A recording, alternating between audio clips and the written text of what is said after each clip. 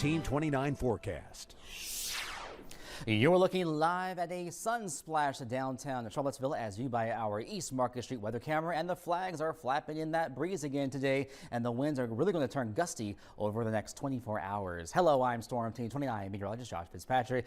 One of the next big things I'm tracking from the Weather Center is going to be strong gusty winds tomorrow, combined with very low relative humidity and very dry ground now. We've been a couple days now without any important rainfall, and those gusty winds have dried out those forest beds, and there's now a fire weather watch for the entire area for basically all of Wednesday. That means there's a risk for some wildfires to get out of control, so hold off on any burning, even if you're allowed to burn after 4 p.m. in the month of March into April. Hold off even at night until after we get some rainfall, and that's not in the forecast until the end of the week. But we are certainly seeing lots of signs of springtime. It's been an early spring, no doubt about it. Look at this into Greene County, thanks to Patricia Temples in the Greene County area, showing everything is in bloom now, and the magnolias there. Spring officially begins. The vernal equinox is at 11:06 tonight. In that first forecast for today, well, we'll see temperatures a little cooler than average, rising through the 40s and 50s for daytime highs, and that's about 6 degrees below average or so for this time of the year.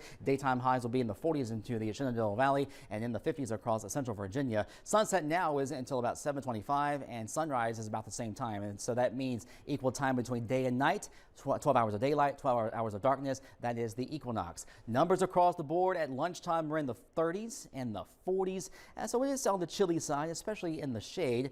The Doppler radar scope is completely dry. We are just seeing a couple of high-level clouds stream across our sky. The snow clouds are staying well to our north into the Empire State of New York and the Great Lakes region. I'm focused on this batch of rain. It's not impressive right now along the Big Bend of Texas, but that will head our way as a rainstorm, but not until later Friday and the start of the weekend. It's all about the wind over the next couple of days. Southwest breezes today, 20-30 miles per hour, a little less wind overnight, and then the winds come right back at us from the northwest tomorrow, and those winds tomorrow may gust up to 40 miles per hour, especially for the Shenandoah Valley into the Blue Ridge Mountains, 30-35 miles an hour perhaps across central Virginia. So the dry ground, very dry atmosphere, and those gusty winds could cause any fire to get out of control. And we're talking about that dry weather through about Friday morning, but look at Saturday. The rain chances are off the charts. There's no chance of missing that rain on Saturday, and it looks to be like a soaker, so that's good news. It'll help to put an end to any wildfire threat later Friday afternoon, Friday night, and into Saturday. Anywhere from 1.5 inches to perhaps 2.5 inches of rain at this time is projected. Your forecast for today: breezy and partly sunny, low 50s for the I-81 corridor, mid 50s across central Virginia with a southwest wind. Tonight, little less wind, lows of 35 to 40 on average under a mainly clear sky. And your forecast on Wednesday: gusty and dry, mostly sunny skies,